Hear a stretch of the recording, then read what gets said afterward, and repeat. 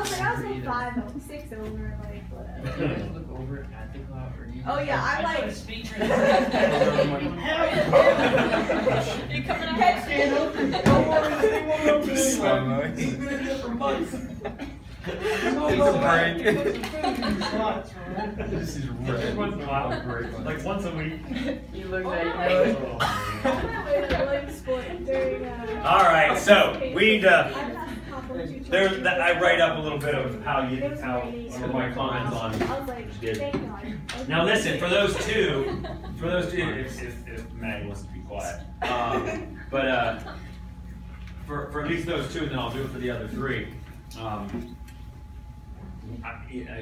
This is actually the first time I've done this, but because the numbers are smaller, and you guys are doing a really good job in the class, but you guys are much more, I hope you stay this way for your junior and senior year. The seniors right now, I'm having a hard time like just getting them to do anything. I don't understand. This semester's like. This is it was this whole year of seniors, and I know this is on tape, so they won't watch it. I'm gonna share those. Yeah, but it's just been a weird year, like this group of seniors, and it's not even just the education, the math people too.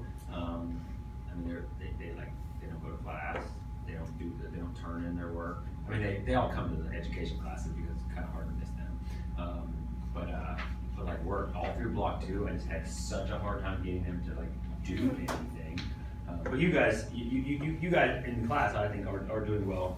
That's why, even though I'm not happy about taking away that one assignment, I did take it away. We're going to slow down a little bit today and make sure that we are completely cleaned up for the last 3 days, where we'll have the last 3 people teaching that. Joe, question? Do you know Sarah Fisher? Yeah. I remember Sarah Fisher. Yeah. Yeah, we were talking about you the other day. Where is she now? What's she doing? She subs at Jersey Shore. I wish she'd just move if she wants a full-time job. Well, she's trying to adopt a little boy. So was she by herself or is she married? She's by herself. Oh, man. And she's gonna adopt a boy. And hopefully she has some money or something. Yeah, she lives at home, so. How do they let her adopt a boy if she lives with her parents? Can you do that? Well, she's been in the process. She was talking to me about it. I observed in like a special ed classroom at Jersey Shore, and she was substituting there when I was observing. Yeah. And we were talking. And Yeah. her mom runs like a daycare out of their house. Okay. So like, the boy came to the daycare, and like I don't even know all the whole story, but yeah. She actually, I mean, she did a nice job. I wish she would be motivated to go. She said she might go back to school. I don't know, wonder for what. Either special ed or engineering. Now, Steve, what do you think about this? Yeah. There's when I observed for like a spec class at my old middle school, the one teacher adopted a student because she had a bad life. Yeah, well, Yeah. Like, what do you think about that? Is that like crossing the I line? have vice principal. I mean, it was like, she was a nice lady, I I felt. mean, there's been people do that. People, teachers have donated kidneys. But no, It's not you cool. make an attachment with. She had like a really There's nothing bad wrong with life, so it was. Yeah, there's nothing wrong with that at all. I mean, I think most teachers would probably end up having a desire to probably do more like that. Once you get close students, and then, but you can't obviously adopt 472 kids. It's called starting an orphanage. But I think it might be harder at the elementary school for me. Yeah, I want to take them. I mean, some people do So it. you only have them for a year. Yeah. Yeah, but then you gotta pay college, Okay, so we're gonna, again, two main things for today. We wanna make sure that we look at the theories, and I know there's a lot of those theories. The slides are like 60 long, and in the past, when we've met for a longer time, it's been easier to go through each of the things and comment very carefully on them. My plan was to kind of go over them quickly, but then because of our time, but then as we have started to go over them, I realized, man, you can't really go over them too quickly. So that's kind of my and do justice to them. So that's kind of my fault for lack of looking ahead and see foresight, I guess, and seeing how that's all going to work. So, but anyway, and then one of the reasons why I didn't want Gary to go today was because I I need to make sure we all understand everything we're going to be needed to do for the small assignments, for what I call the finals. It's kind of like my final project in that, just behind that. So right now, let's just get back out the learning theories, because I do think that it is important too. And remember where we are here. We're talking about like ways to view individual learning. We're talking about multiple intelligences, and I just maybe step back for a second and say that the reason that I think this is important, and probably as I get older, I think it's even more important. And I also know, having said that, I also know that it's difficult when you're young to really take this to heart, because you're worried about advancing your own, and nothing's wrong with this. I mean, this is just the nature of life, I guess. You know, you're worried about advancing your own career and doing things yourself. You're still kind of, you know, selfish. I mean, that not in a bad way, but we're all selfish. But obviously, early on in life, you know, I'm talking about little kids, we call them egocentric, where they think that they're the only person in the world. You know, not that that's a bad thing, that's just the mindset, right? You know, I look back on my college career and some of my friends, you know, they'll talk about college things or people that they knew, and like a lot of people knew me on campus because I was an athlete and then involved in a lot of clubs, but I swear I didn't actually know a lot of people. You know what I'm saying? I mean, I was kind of, my friends would laugh because we'd walk around campus and somebody would stop and talk, you know, to me or us, you know, whatever. I have a whole conversation with them. That's kind of me too, you know, I can have a conversation with people, you know, have no idea who they are. But, you know, we'd be talking like we probably had a class together and did something. We'd walk away and my friend I was walking, he'd go, "You had no idea who that was, did you?" No idea. But at the same time, you know, they would always say, and as a teacher too, you know, people have said and as a coach, I mean, this comes from coaching, I think too. And I think all teachers need to what's the word I'm looking for? Develop this demeanor about them, because I think this is one of our goals as a teacher. And not that there might be some of you that have this personally in your life now. If you don't, that's fine. You just work on developing it and be aware that you should.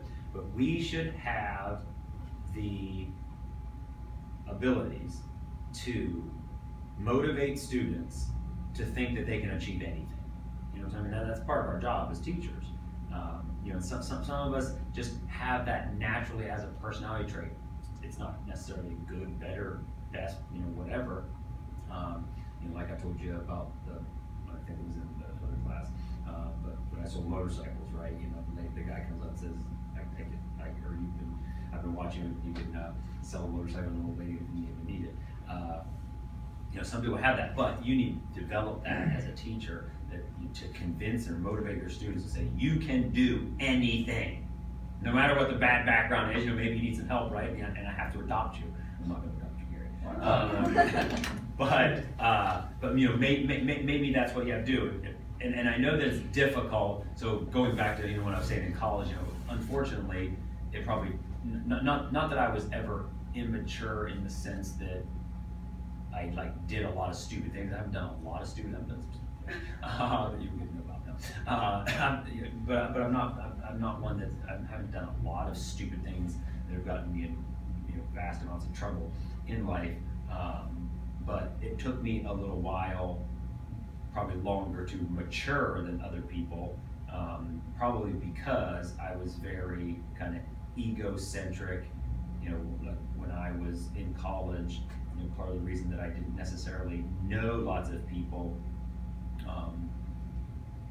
was because I was just too worried about doing my own thing. You know what I'm saying? Nothing bad. You know, I mean, I was, you know, a math and physics major, and so I studied a lot. You know, I mean, I did stuff, and I went and studied. I mean, I did other things on campus, and I, you know, did my running and stuff like that. But if people were going out and doing stuff, I didn't care to be with you. I'm going home studying. Why? Because it's my career. So my point is, early on in life, it's easy to be that way. Early on in your career too, because like I want to advance, I want to get this better job, I want to get this other degree, whatever. But try to remember too, it's easier when you get older. And I'm turning 50 right next month, so 1 month, what is today? Today's 24th, May 25th, so 1 month basically. So you get a little nostalgic when you get 50. But anyway, That's what's going on. yeah, that's what's going on. No, but it's easier now in life to look at kids as much more individuals and seeing their issues and problems and seeing their difference in personalities and difference in learning styles, and learning styles is weird, but the way they view learning and the way they view the outside world. So I can only encourage you to try to start out your career. I think your students will appreciate it, and certainly your employers will appreciate it if that's the kind of person you are, and not, hey, I'm all out here for myself. And there are perfect people at this university that are only here.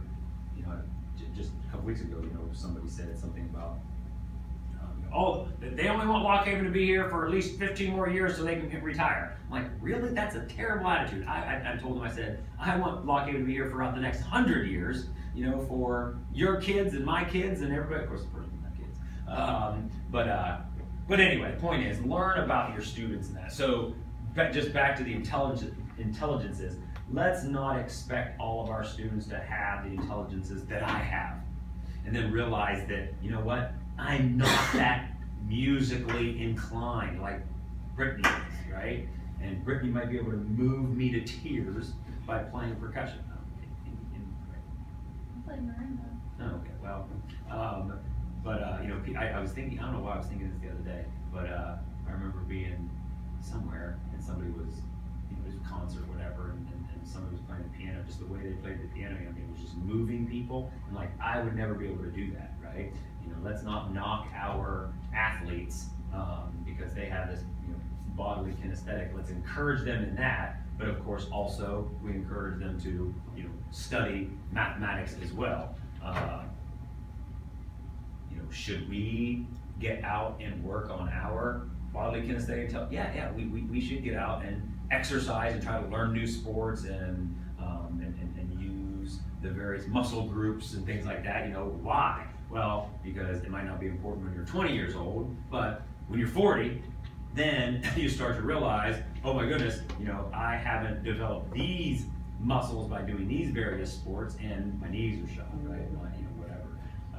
So, the person who is very intrapersonal, let's not try to make them be like those of us who are extroverts and you have to interact with everybody. No, they need to do some group work, get along with others? Sure they do. But if they're giving them a choice, if they choose to work alone, then I should accept that.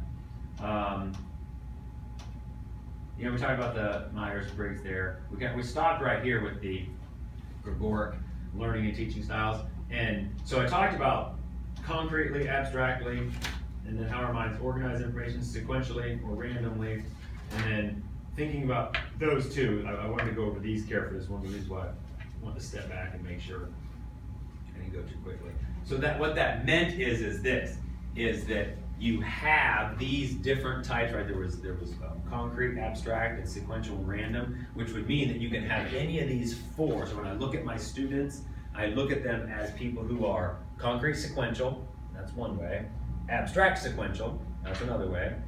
Abstract random, that's another way. And concrete random, okay? So, again, these aren't really, I should change the title. They're not learning styles in the sense that this is how I learn best, but it is how they perceive the world, and how you perceive the world does affect how you learn. Anyway, so the first type of person, if you are concrete sequential, which is probably most of us in here, see things very concretely, and you like the sequential. These are some of your characteristics as a person. You look at things as they are presented. You don't try to read between the lines. I mean, you didn't say that, so how was I supposed to do it? Right? Tell me what to do. Don't expect me to read between the lines. Just tell me what it is. You have a hard time doing more than one thing at a time. You're very sequential. I've got to get this done first. Then I can move on to the other. Now, unfortunately, everybody thinks they can multitask, right? But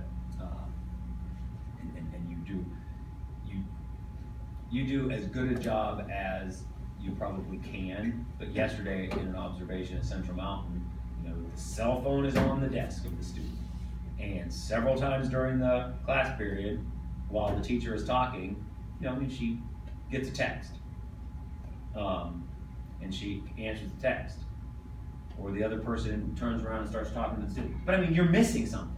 Okay, you're missing something. Get one thing done first, and usually you're more efficient at it. Does tasks in a step-by-step fashion. Very time conscious.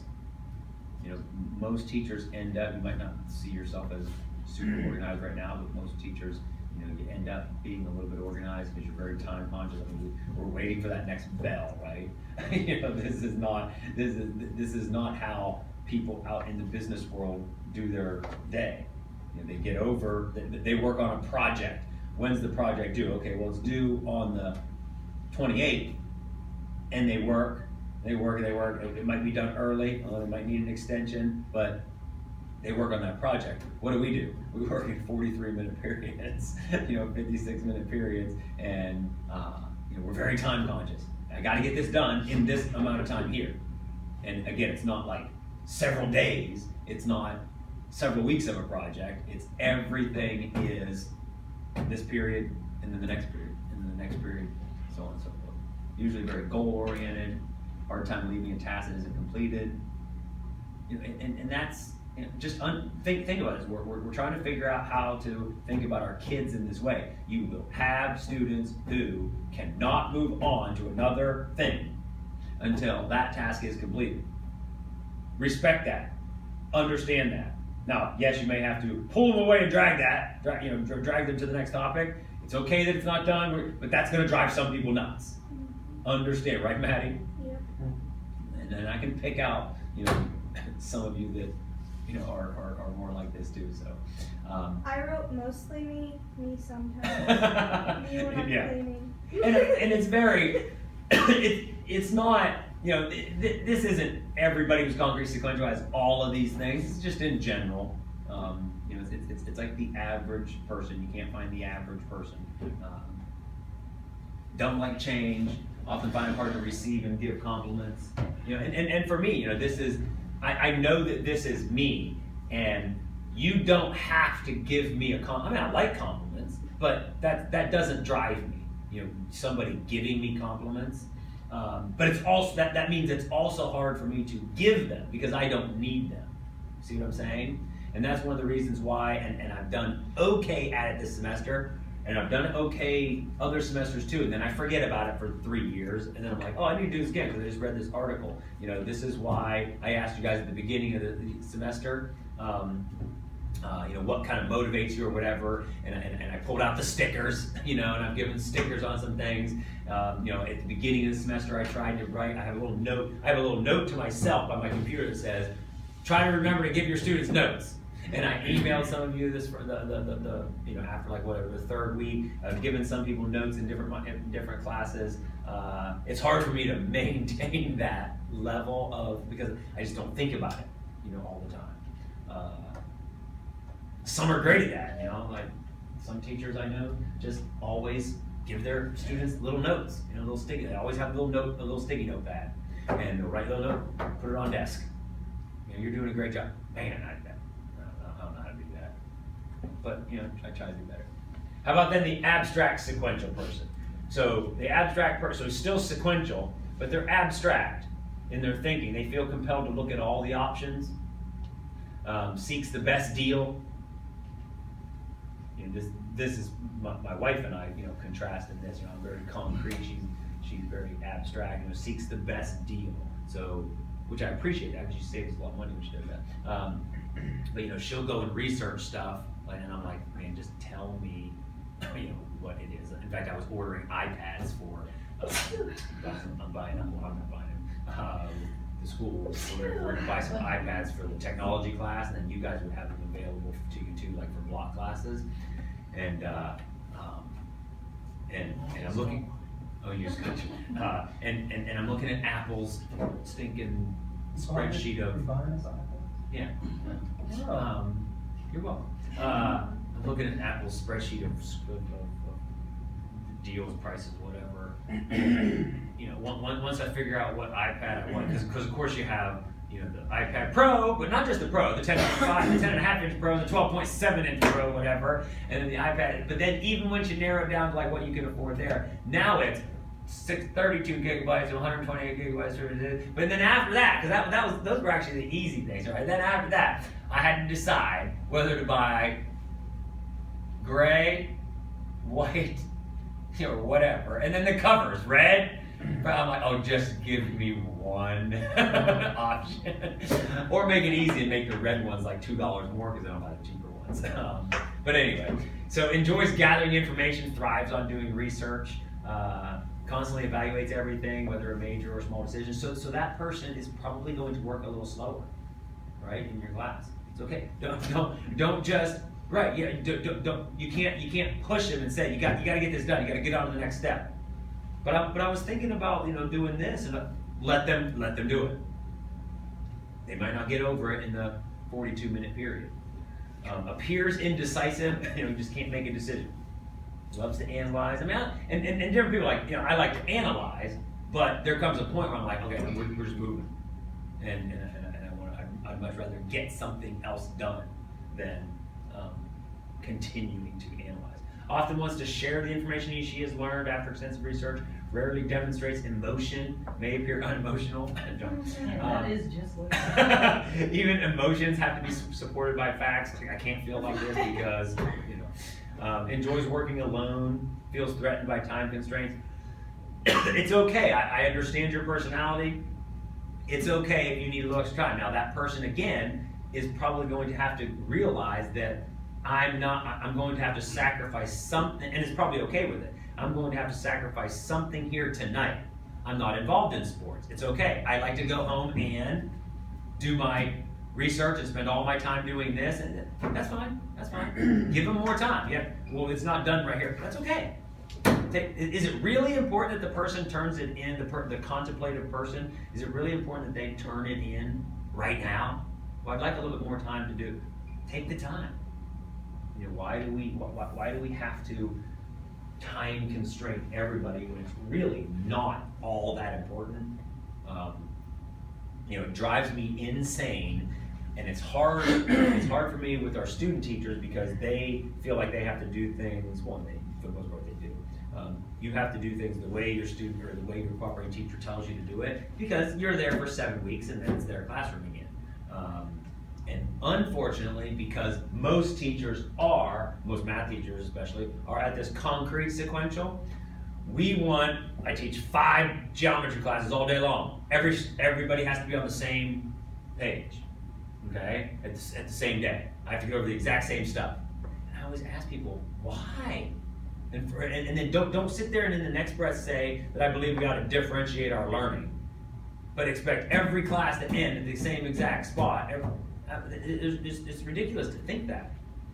Go with what the students are, and then you'll also say, well, this class here, you know, will talk a lot more to me and they'll offer a lot more. And this class here, they really just want me to, you know, give them information. But yet we're at the exact same place every time. Really, I don't even know how that works.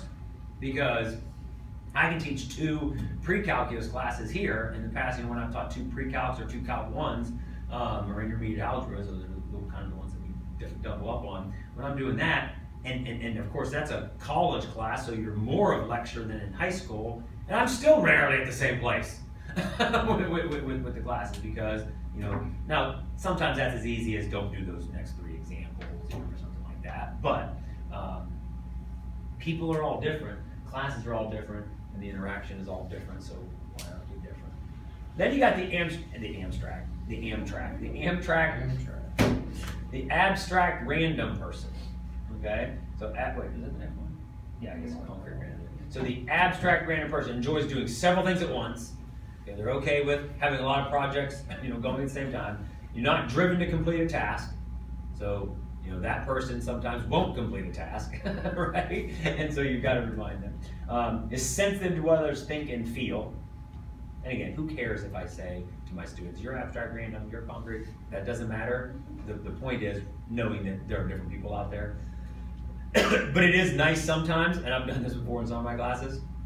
I don't tend to in my education classes because we're all fairly similar. But in high school classes, I used to do this. I would give my students these tests, like the Myers-Briggs test and these tests here. You go online and you just have them answer questions about, and then you get the feedback back, and you can kind of don't sit them next to each other necessarily, but you can organize them into pockets of your class and say, oh, that's my abstract random group, that's my concrete sequential group, and you can see a lot of these things. So it's interesting to do that.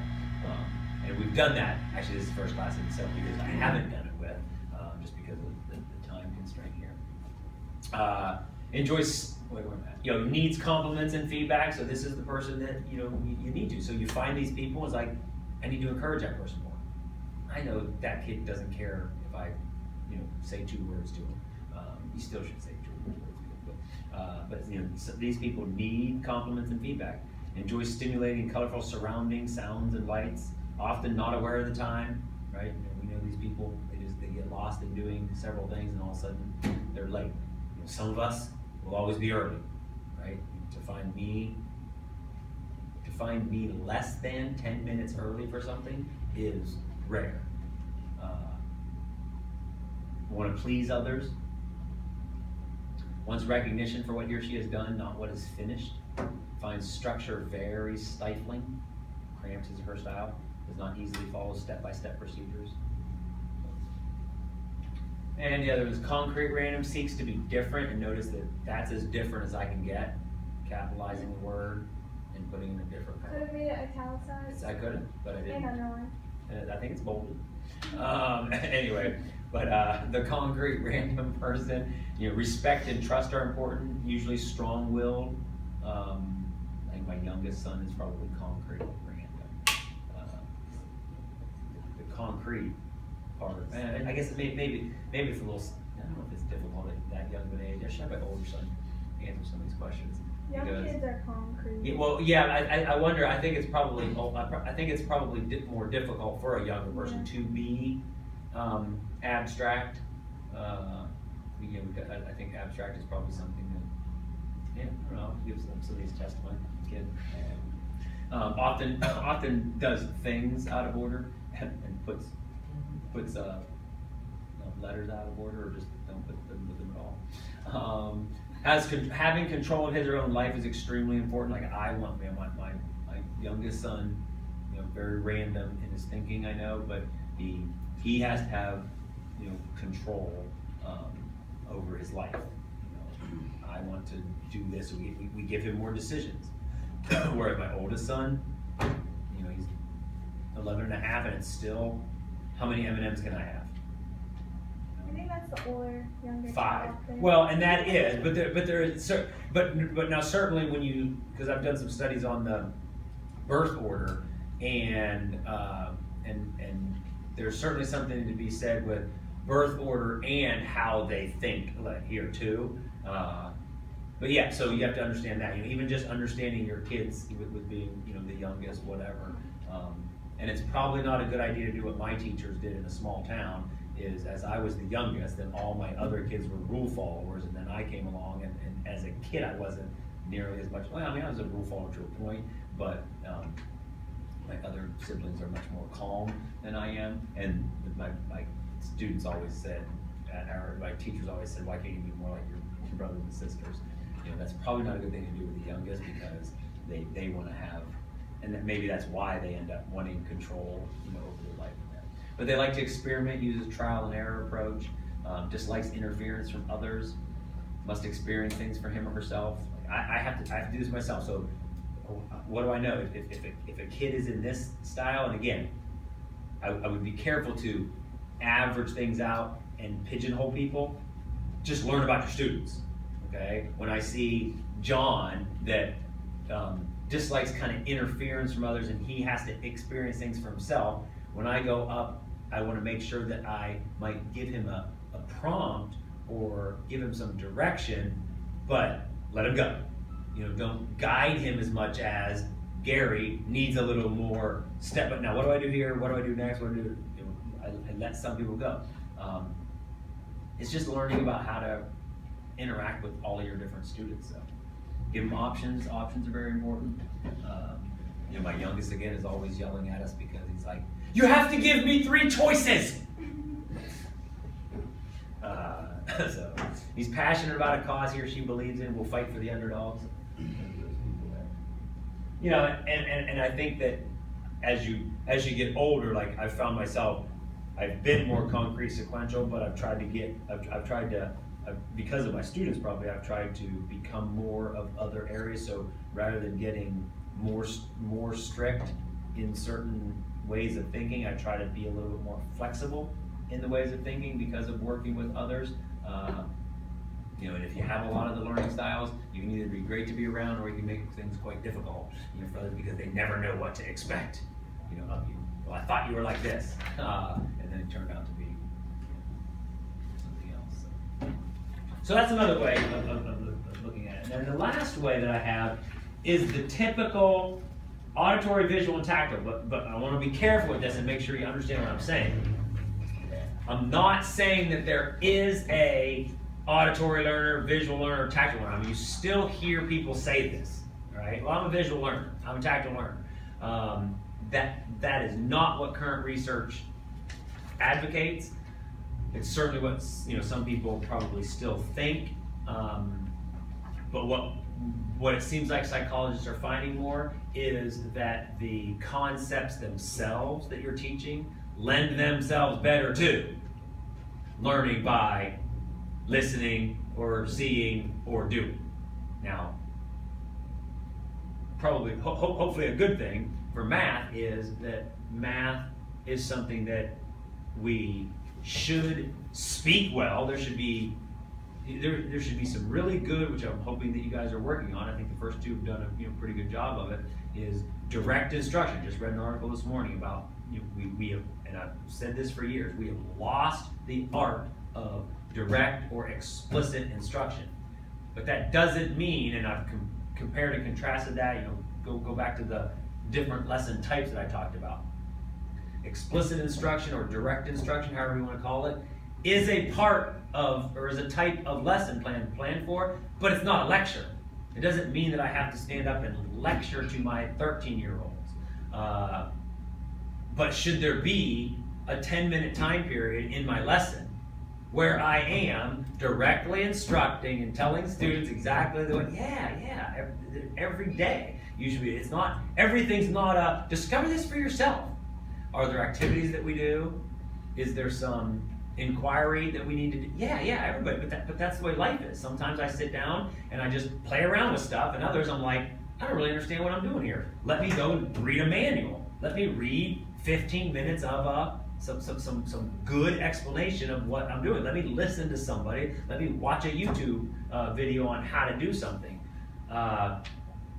So I think people have taken the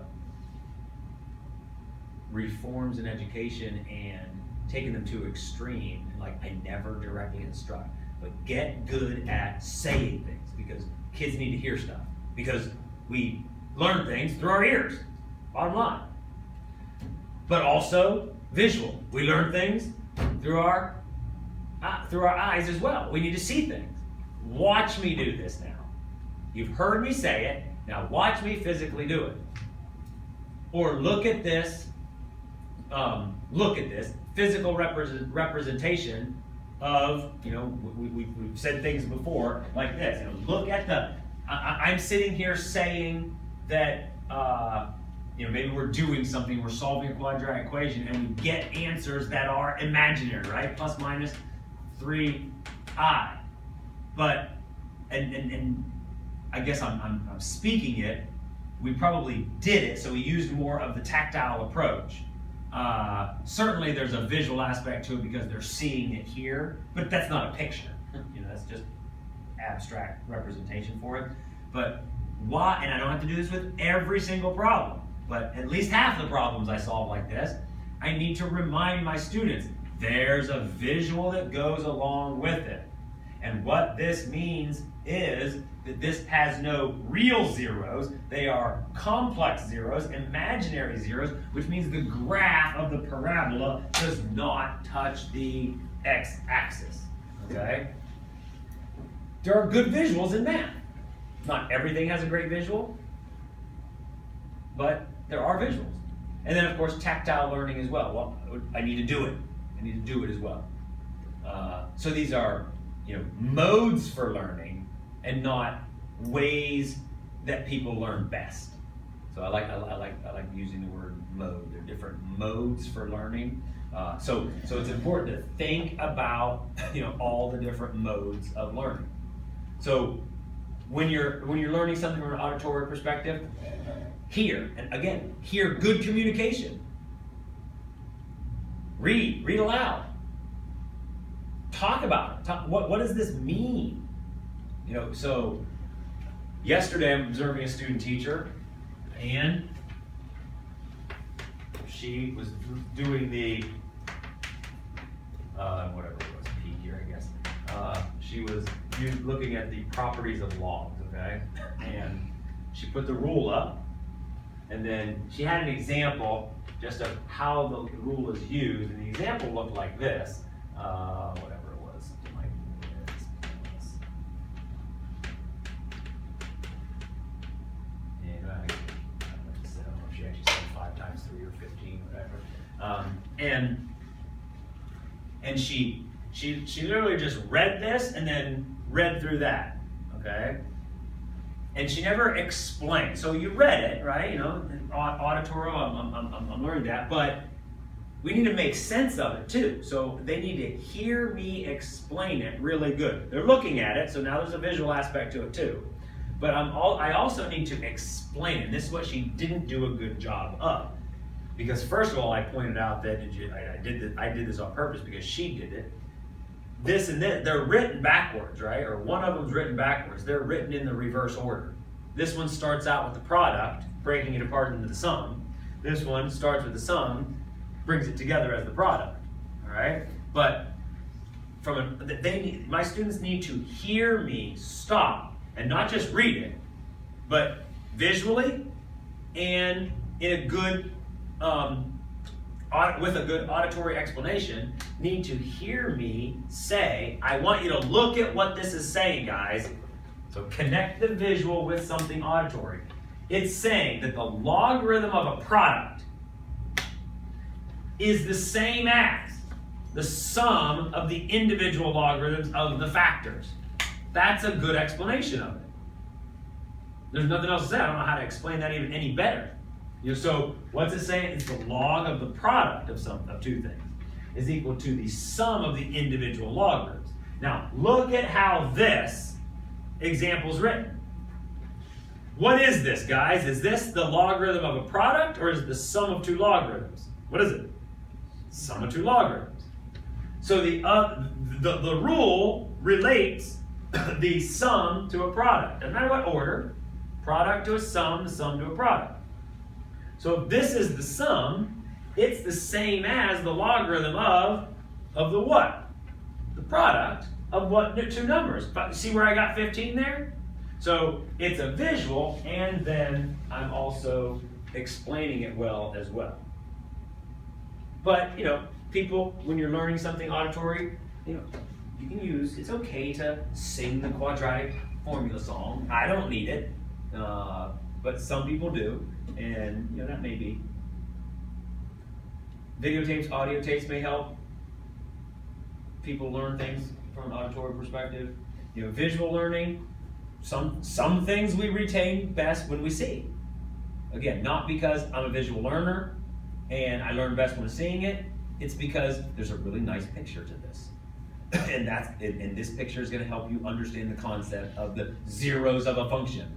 The zeros of a function are where the graph crosses the x-axis.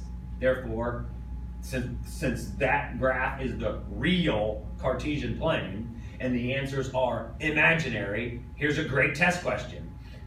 Does the graph of this equation cross the x-axis? And explain why.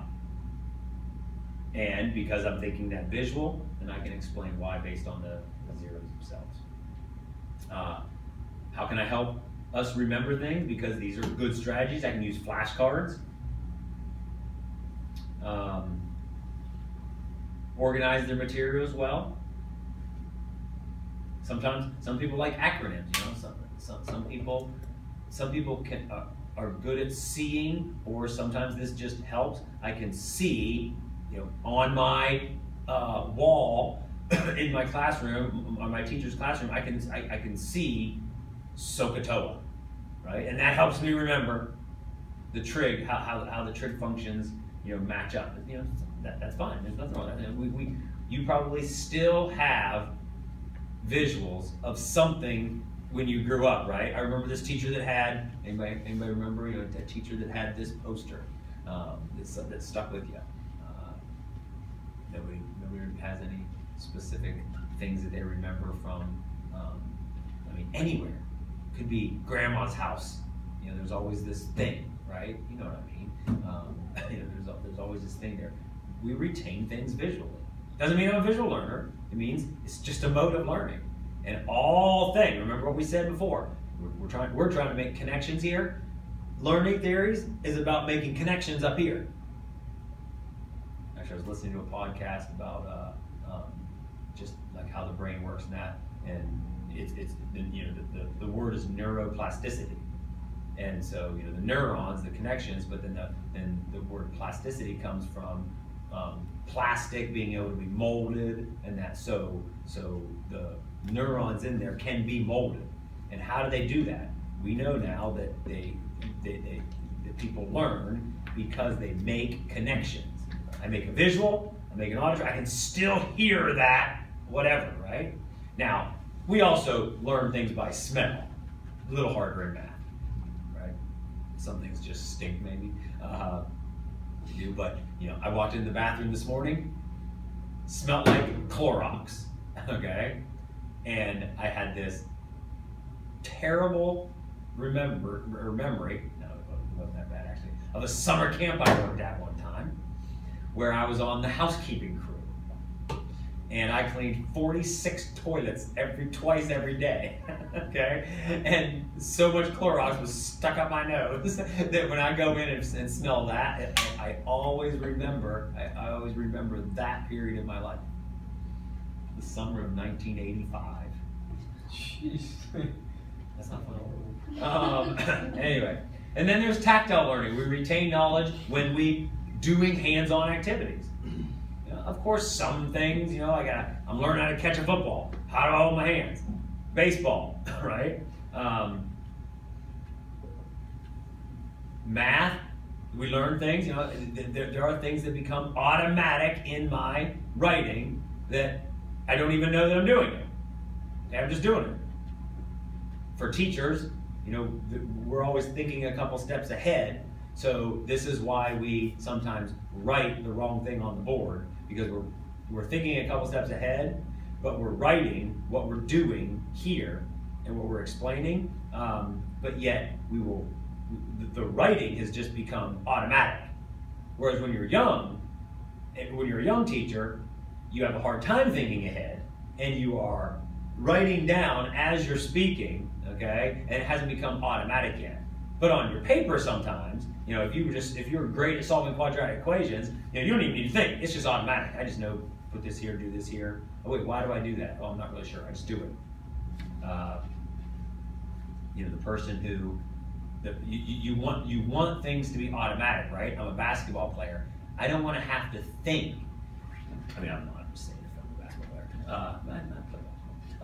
I don't want to have to think that, all right, the best person in the NBA playoffs, right, is having the ball, and when the defender makes a move over here, it's just automatic. It looks like he's doing it so quickly. He's just automatically reacting and going this way. Well, the bad player has to sit there and think, okay, he just moved that way, and right, it's not automatic yet. He just moved that way. No, I have to do that. No, you just react. There's not a whole lot to that with math, I guess, except for the fact that we want things to become automatic. But think about how much it takes a long time to become automatic. So let's see.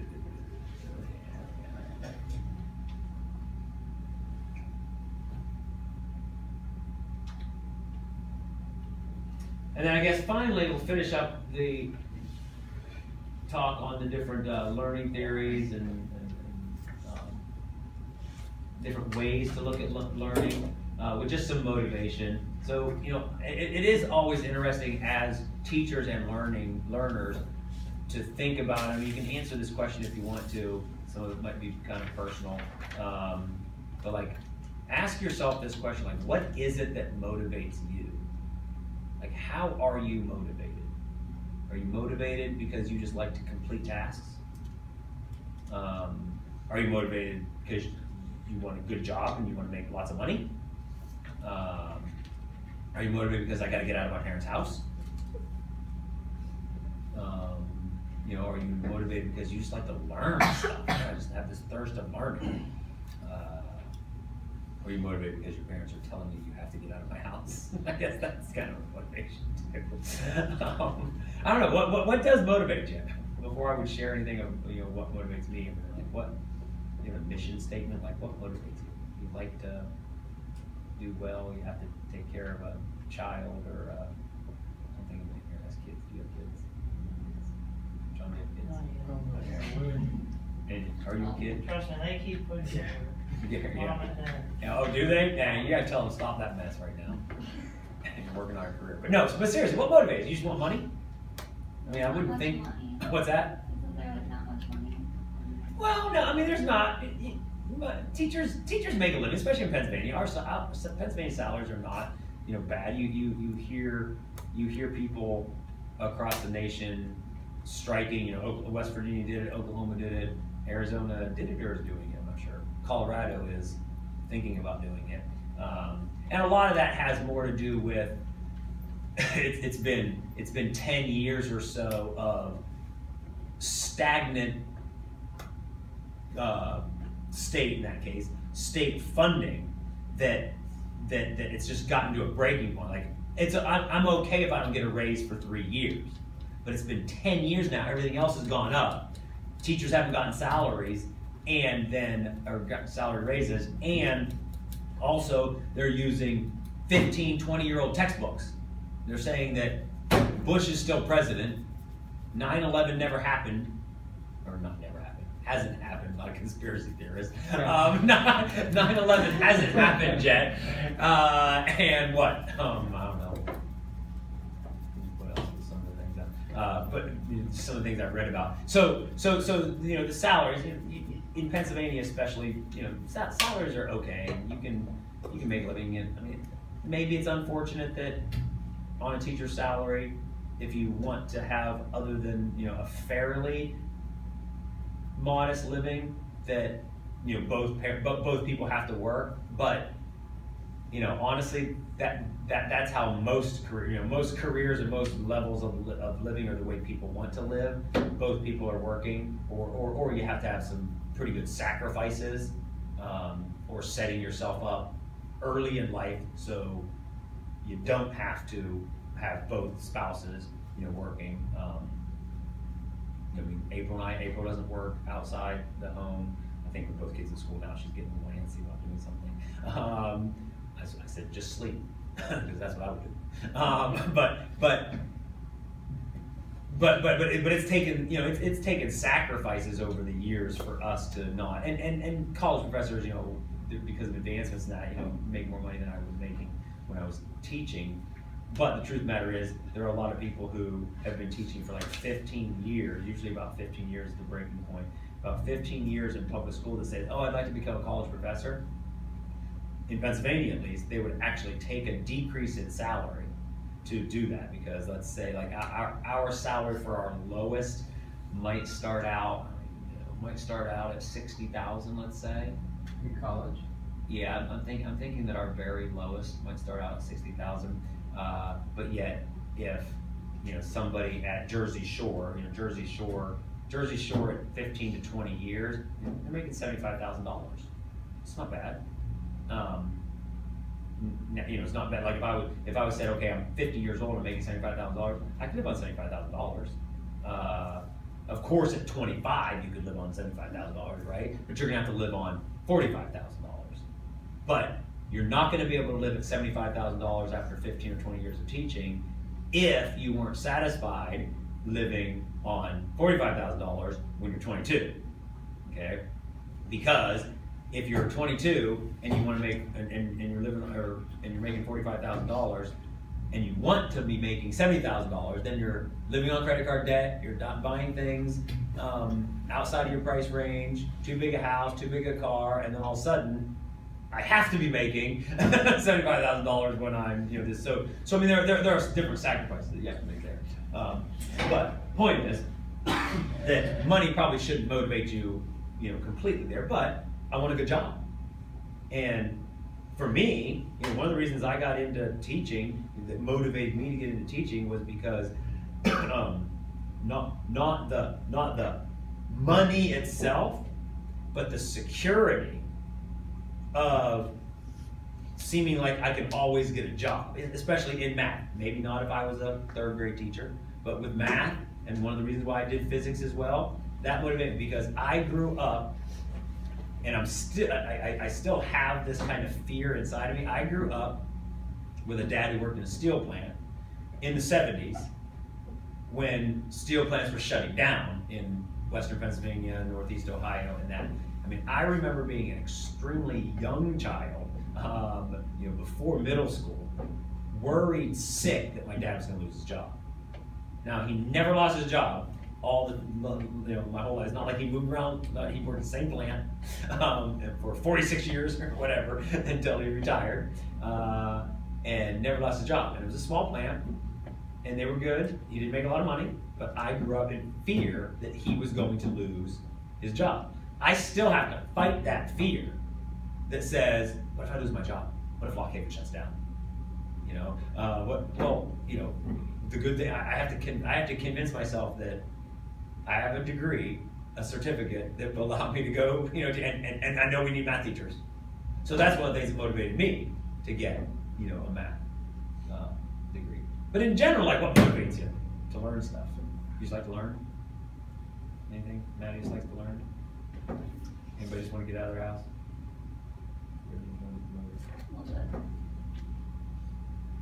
But it is interesting to ask that because your students will be motivated by different things too, okay? Some of you are motivated by grades. Your students will be motivated by grades, okay? But increasingly, because we tend to give grades higher than people probably earn, and that's a different story whether that's a good thing or not. Grades haven't motivated students as of late. So we got to find out what motivates our kids. Keep in mind that the goal of motivation is always to instill some internal motivation. Like, I just want to learn stuff. I love to learn things. I wish I had more time to learn how to do things. I like to learn things, but sometimes don't have the time to go out and say, I want to learn how to build my own robot. Actually, I do. Learn how to build my own robot. Maybe you want to stop using computers and build your own computer. Okay, maybe, internally, what motivates you internally? I want my students to be motivated internally. So here are some strategies that I have that have in the past, I know, have motivated my students, and some research on motivation has led me to continue to believe these things. And it's difficult sometimes because I'll observe a class yesterday and the students just are not motivated to learn. Now, some of that has to do with the culture of the school, and the culture of the individual classroom. But a lot of it has to do with the teacher too. Like, we can motivate our students. We have the power to motivate our students.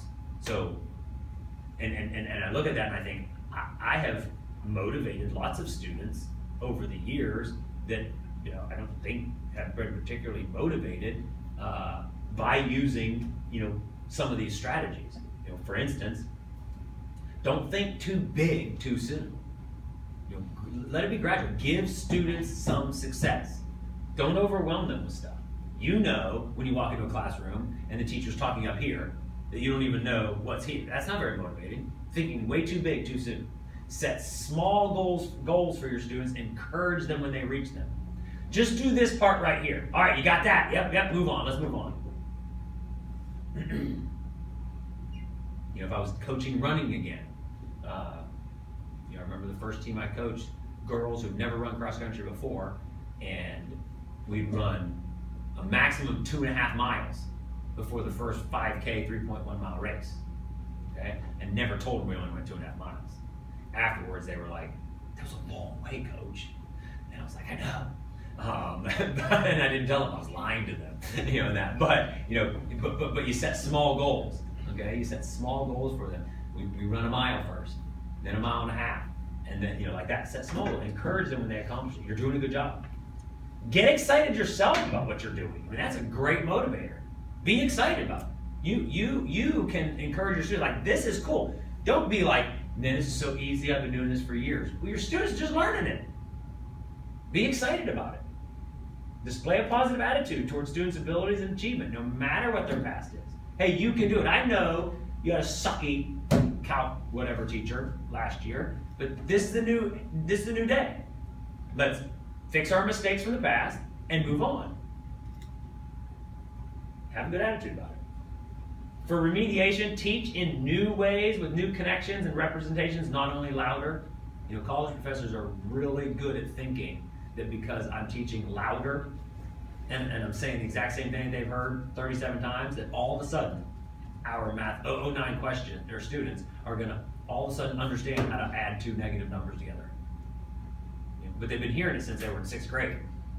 But I'm sorry, I'll say it louder. And that usually doesn't happen. Find a new way. Oh, I got an awesome chip model to talk about how to make the adding of two negative numbers come alive. Get the students actively involved. Change your assessment method. Let them show that they can do things in different ways. Pencil and paper test. Well, I can't take pencil and paper test. Well, you know what? How about you come in after school and tell me what you know? I'll have you do problems. You do them up on the board. You can tell me how to do them, and I'll assess your students. Why does everybody have to take a paper and pencil test? Allow students to solve problems in other ways, right? We hate it when teachers make us solve it in their way. Solve the problem. How about you being wrong and allow your students to correct you? You know, sometimes that's on purpose, but what I mean is, if you make a mistake, allow your students to correct you. Use technology. Challenge students by asking open-ended questions. Expect answers. Not everything has to be yes or no. Incorporate student experiences and interests into your lessons. Maybe people like pushing other people out of airplanes, right?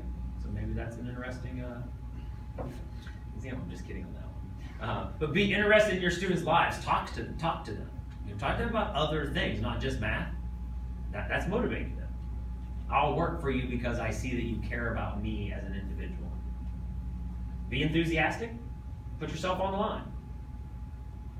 Try to run alongside your students. You know, this goes with the coaching aspect, like we talked about, dialectical constructivism. You know, run alongside your students, not in front of them. We're in this together. We're trying to figure this out together. Build a classroom culture of learning, not only lecturing. Pause, check for understanding. And I guess that's more my suggestion. You know, look through those when you're teaching. I'll come back to those. Those are always posted. Download them. You know, whatever. But you're looking for ways to motivate your students. Do these things. I mean, this is I don't care if you're teaching how to simplify radical expressions. I gotta teach how to simplify the square root of 32. Oh my goodness. Pull out a 16. Right? Rewrite 32 as 16 times 2. You know, this is the cool. Get excited about it yourself. I mean, this is the coolest thing that you can do, kids. All right, square root of 32. You know, what do we got to do? We have to find perfect squares that go into it. What are my perfect squares? Well, let's list out our perfect squares. One, of course, one's going to go into it, right? 2 squared is 4, and then 9 and 16 and 25. You know, look at this right here. Ask yourself which one of these goes into to that. Get excited about it. It can be the most boring thing for you to teach, but you can make it exciting. Get excited about, you know, how good of a coach would I have been if my student who, you know, think about someone, you know, my girl athletes who struggled to run, you know, 7:30 miles. You know, what purpose would it have served if all I did was say, you know, that, well, ignore that person, you know, that runs a 7:30 mile, because I also had a student, or I also had a girl who ran under 5 minutes, you know, 4:59, amazing for a girl in high school, and you know, but I would come up to Keisha, what's her name? Takesha? What was her last name? But she was this little girl who could not run very fast at all, but she was the most dedicated person in the world to the team. But when she would run, you know, she'd shave a second off, 2 seconds, but it's still 7:30. I'd get just as excited about that as, you know, the girl who was state champion and broke 5 minutes. You know, mile. Yeah, that's pretty exciting. But to that person here, she's never going to run, you know, a 6-minute mile. But you get excited about that, and that's motivating to her. You know, come back to practice every day. We have that power. I don't know. For me, that's exciting because, you know, if I was working just at, you know, some business, and I think, you know, how on earth would I motivate my employees if I was the boss or whatever, or just colleagues, you know, to like, I don't know, get a project done?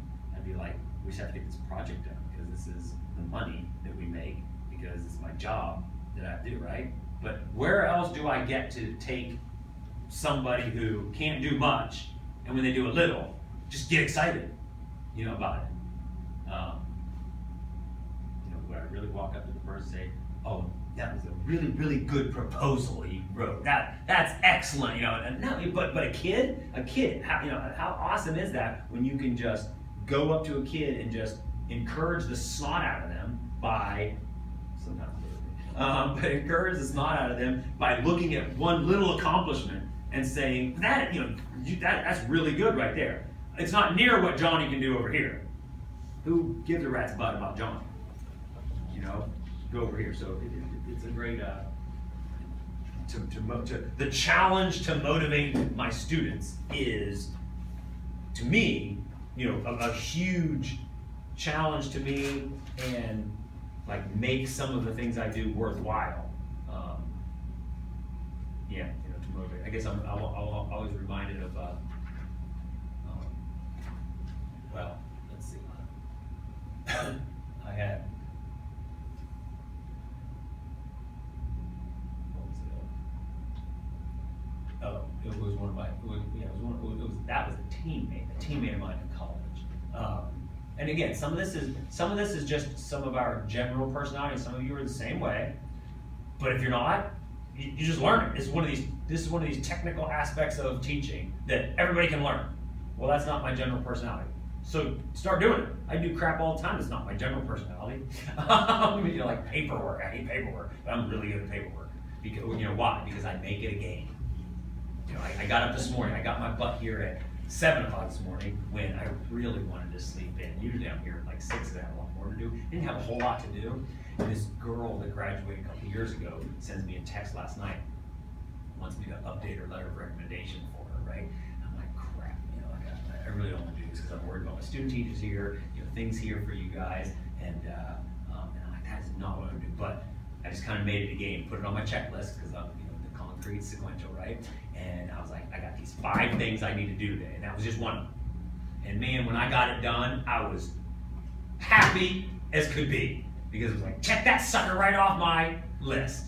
And I take satisfaction in crossing something out or putting a check mark, on it. And even though I did not want to do it, it took me 15 minutes because it was just updating. But I was like, if I put it on the list, I have to do it, right? Otherwise, it just gets buried. But little things like that, those are technical things. Do them. But a college teammate of mine once tells me that that I could get somebody so excited and think that they could, win any race that they, could. I mean, and I remember just being as a team leader and a coach, just encouraging people, whether they were good or or not good, just encouraging, making them think that they could, do whatever. And I had a coach like that too. He convinced, and there was no possible way. I remember him telling me one time, he said, you should go after every record Clarion has from the 600 indoors to the 10,000 outdoors. There was no possible way I could, get half those records. But he had me convinced I could do it. And me convinced I could do it. He was a good motivator like that. Terrible coach, but a good motivator. He could motivate people to do things. So learn some strategies from him. You'll get that way too. You just have to work on things. It's just techniques. All right, turn to page 115 because I want to look at this for 10 minutes. Get yourself organized for the next 2 weeks. Well, I guess you have 2.5 weeks, I guess, before it's due. Probably more 2 weeks, I think. Is our final on Wednesday? No, Thursday. We're gonna be here. What's that? We're gonna be meeting. Yeah, we'll meet because during the finals week, everybody will put together just a 5-minute little presentation on their research paper. Okay, I want everybody to share a few points like what you researched. Make up 5 slide bullet point list or something like that to focus your attention. But 5 things I learned about this. That way, anybody who wants to read more about such and such a topic, can read. I'll post them on our live text and download it, whatever. Okay, so directions here. You got several small assignments. I actually cut some of this down just because of there was only 5 of them, just because some of them you actually already did in your technology class. Some of the ones I've done in the past. So they're due on the day of the final exam in live text. They're pretty easy to complete, but they will take a little bit of time. Not any of them will take a long time there. So what you do is, look at the second paragraph. So get to work on them, fairly quickly here. You should, and you have the time now in here because you don't have anything else to do in here. The people who are getting ready to teach are getting ready to teach. You're going Thursday, and everybody else, this is what you're doing. Just work on these outside of them. And we'll be able to discuss a little bit of these after each lesson because I don't have anything else to do after each of the lessons. So if you have some difficulties or issues in the past, like Maddie noticed, I had work days here, but just because of the time thing, we haven't had work days built in. So create a blank document, live text. The assignment's already there, and then include separate pages for each assignment. Make any comments in the sections, whatever, attach documents that you need, so on and so forth. Okay, the first assignment then is this: philosophy of education. Write out your current philosophy of education. Remember, this is a developing philosophy, and it will most likely and should change over the years. I've given a sample set of guidelines for writing this philosophy. You don't have to use them. You can go online, find your own guidelines, whatever, for how to write a philosophy of education. But I'll go over the kind of my directions there.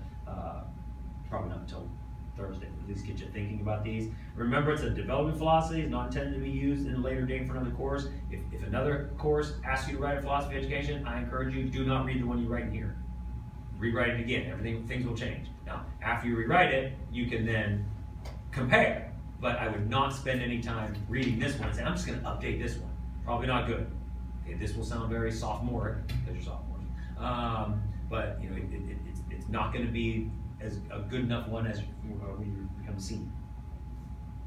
Philosophy of education at this stage will be 1 to 2 pages long. You can work this now if you want. You can wait another week. But actually, we're probably done with everything in here. So maybe you want to incorporate some of our motivation strategies as your philosophy of learning. Maybe part of your philosophy of learning is to find ways to motivate your students, find ways to use learning theories. Maybe your philosophy of education goes all the way back to the beginning of the course and your philosophy of education is driven by what your philosophy of mathematics is, what you feel mathematics is. So this is a time really to bring everything home from the 15-week semester.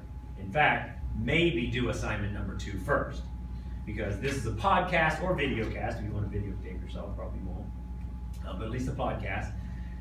And so just, everybody probably has a phone or something to just record. And that's all, you don't have to, you probably don't, in the old days we downloaded Audacity or GarageBand or something like that onto your computers. But so what you have to do is this: you can do this with a partner if you want.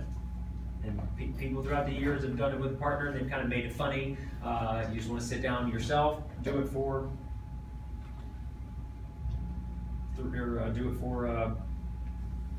3 minutes, whatever. I guess technically with five of you, if anybody was so motivated, you could probably say, hey, let's get together and let's do this together. And everybody could have their little part. If somebody wanted to be the ringleader of something like that, that would be interesting. So what I want you to do is this. This is a reflecting upon the whole course, all right? So go back to the beginning. Figure out all the stuff that you've learned and all the stuff that we've talked about. Reflect upon, discuss with partners, write out some thoughts about what you've learned by taking the course. Hopefully something. Once you're finished organizing your thoughts, create a podcast of it. Simply means that you're to create an audio file discussing what you're going to take away from the course, what you've learned, what you're going to take away, and the other stuff's just information there. But yeah, so a couple minutes. It's not a 30-second thing. I don't know that anybody's ever made anything past 3 minutes. It's not a 20-minute lecture. It's just going through and thinking about what have I learned in here, and kind of putting things together there. Assignment number 3 is a narrated PowerPoint. Again, you can do this with a partner if you want. I don't have time right now, but I will show you, if you've never done a narrated PowerPoint, I will show you how you can with just your speaker. Basically, you just make slides. So I have you do this because it's another mode of teaching. It's another tool. One of the goals is gain as many tools, throw them in your toolbox as you can, and that way, when a student misses a class of mine, or a student emails me and says, can you help me do this problem? Math is hard to type sometimes. Sometimes I can explain in words, but I have a couple tools in my toolbox. Might be Show Me app, might be a narrated PowerPoint if it's more of a, I'm gonna miss class, and I want to provide my students with something. Like, if you're gonna miss class and a substitute's coming in, you can just spend half an hour doing a little narrated PowerPoint of a concept, you solving some problems because the substitute's not going to know anything about math, and have your students sit there and watch you. Well, then I don't watch you do it. So you create a narrated PowerPoint or some other presentation medium, whatever, but probably PowerPoint. It's just a mini lesson, okay? 10 to 15 minutes in length. So get a topic.